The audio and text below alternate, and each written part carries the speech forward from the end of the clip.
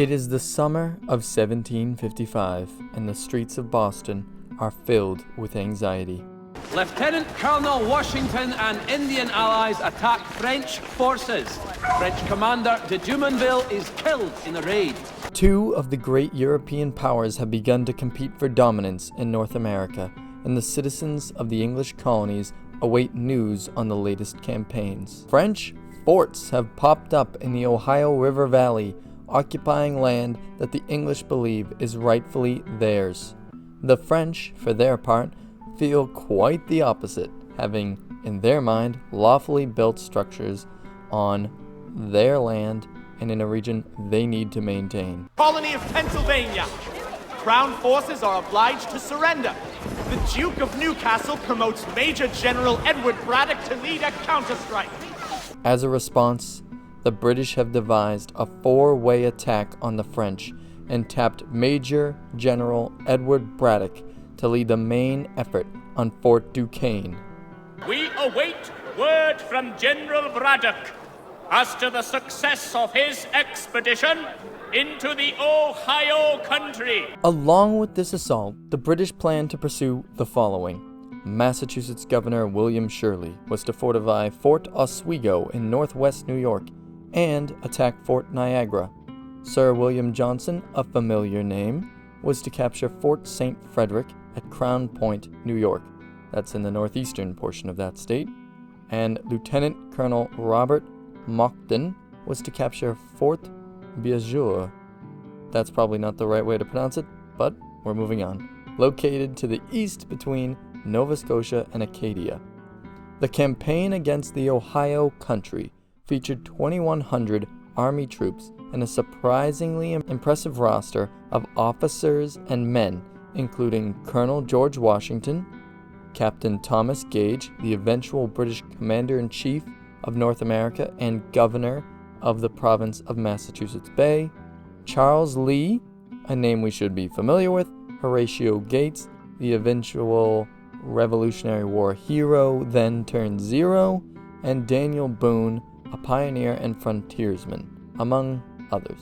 Interestingly, Washington was just 23 and served as an aide-de-camp to General Braddock, and this expedition would see him return to Fort Necessity, where he had suffered a humiliating defeat, and where many argue the greater French and Indian War began. Let us now jump into Assassin's Creed 3 and see how the expedition unfolds.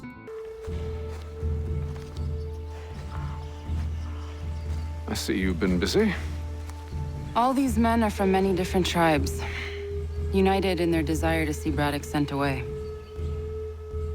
The Abenaki, the Lenape, the Shawnee.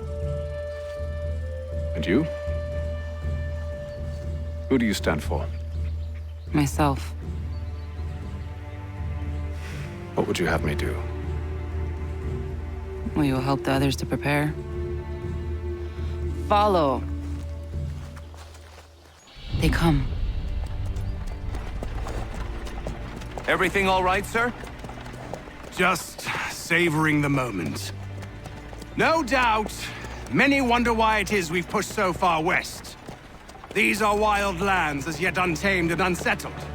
But it shall not always be so. In time, our holdings will no longer suffice. And that day is closer than you think. We must ensure our people have ample room to grow and further prosper. Which means we need more land. The French understand this, and endeavor to prevent such growth.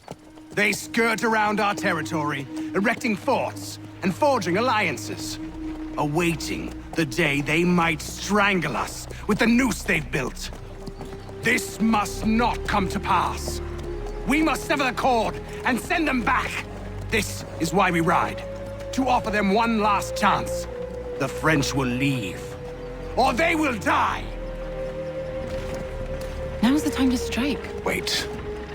To scatter the expedition is not enough. We must ensure that Braddock falls, else he's sure to try again. I'll disguise myself as one of his own and make my way to his side. Your ambush will provide the perfect cover for me to deliver the killing blow. What's really interesting here is that Edward Braddock is basically being used to represent the feeling that the British had towards the French. I don't think it's fair to say that it was just Braddock, but it is fair to say that that attitude and atmosphere absolutely existed at this time, especially within the British Empire. They sought to basically push the French out of the region, or at least keep the region as free of French influence as possible. These are two massive empires who are competing for what amounts to global presence and money. There's a lot of money to be made in North America, and obviously the English and the French want a piece. So while it is a little unfair that the game basically makes Edward Braddock the scapegoat for the entirety of the French and Indian War, I think it is fair to say that, there were forces that were pushing for that, and yes, okay, Braddock probably wasn't the main one, but he probably was one of the forces, so one of the contributing factors. Either way, let's continue on and let's look at what we can see of the Braddock expedition in Assassin's Creed 3. Now, as you can see, we have troops basically lining up along the side for an ambush. Now we've encountered Braddock's force. Now it's split in two. There's over 800 troops and provincial militia well back, well beyond our reach right now. They're well behind. They've been lagging. They have all the supplies. This 1,300 group, which obviously there's not 1,300 right now, but that's what actually was here.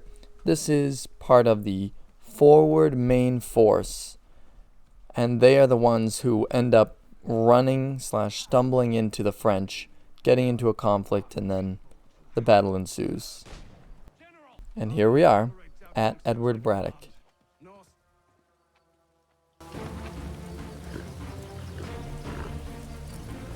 Edward. Not so fun on the other end of the barrel, is it? Look out!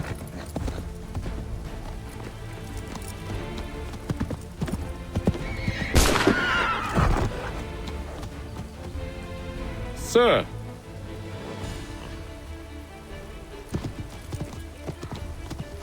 Where are you off to, Edward?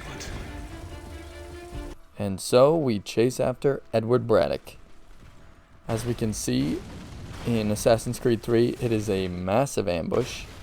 The supply carts end up being disastrously located, with dozens of British soldiers being subject to their explosions. And French and native forces basically, yep, exactly, run rampant all over the British force. Oof. Even air assassinations, which seems unlikely with the historical record, but it's possible. And Edward Braddock falls to the ground. I never took you for a coward, Edward. Come on, then! Such arrogance. I always knew it would be the end of you. Is the end of you.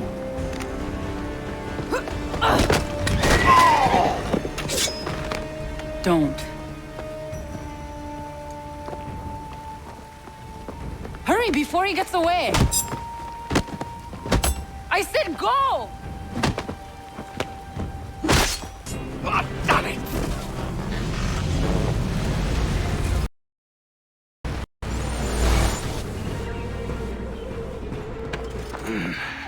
Why, Haythem? Your death opens a door. It's nothing personal. Well, maybe it is a little personal. Been a pain in my ass, after all. But we are brothers in arms. Once, perhaps. No longer. Do you think I've forgotten what you did? All those innocents slaughtered, and for what? It does not engender peace to cut your way to resolution. Wrong. Whether we applied the sword more liberally and more often, the world would be a better place than it is today.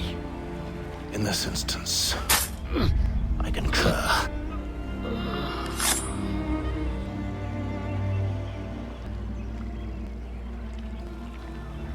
Farewell, Edward.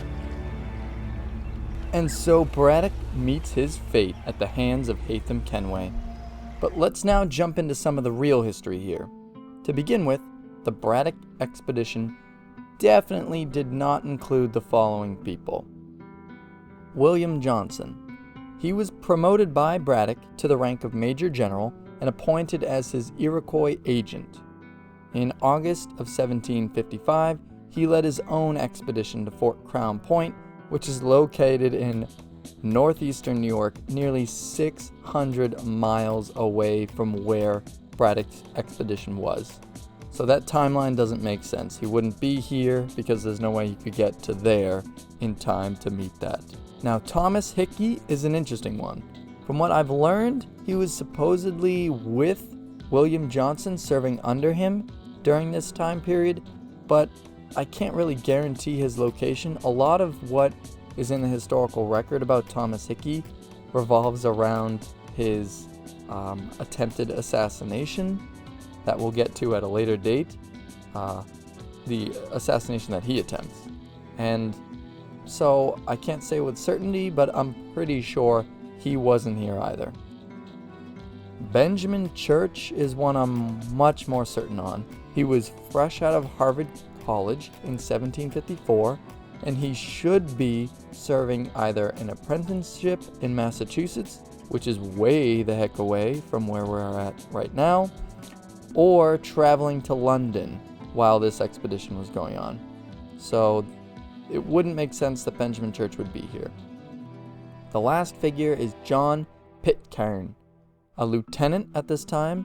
He was likely serving aboard the HMS Lancaster, a 66-gun, third-rate ship of the line for the British Navy. So he's off at sea. There's no way he's at the Braddock expedition. But we can be sure that Charles Lee, George Washington, and obviously Braddock himself were here. So those three line up. All the others, less certain, or completely, there was no chance. Now that we've cleared that up, let's discuss some of the real-life motivation behind the expedition. The comments made by some of the soldiers within our playthrough in the tavern, as well as some of Braddock's dialogue, make this military campaign seem like a pet project of his, which is a really weird interpretation. This is something that doesn't match well with my understanding of this phase of the French and Indian War. From what I've read, the English colonies felt as though the French were aggressively building up their position in the Ohio River Valley, and they were building forts on land that the English were certain were theirs, as in the English were certain were English. Braddock was then tapped by local governors to pursue the main thrust of England's response to this. Now let's talk about what went wrong here. As we see in Assassin's Creed 3, Braddock's forces are caught by surprise by a mixed group of French and native forces, and this, coupled with Templar infiltration, led to his demise. The historical story evolved a bit differently, and of course without the assassination or the Templar interference. Rather than a straight-up pre-planned ambush, what actually unfolded as part of Braddock's force moves to within 10 miles of Fort Duquesne is that the two forces, French and English, end up running into each other unexpectedly for both sides. So it's not a clear ambush, it's more of a accidental battle erupts situation.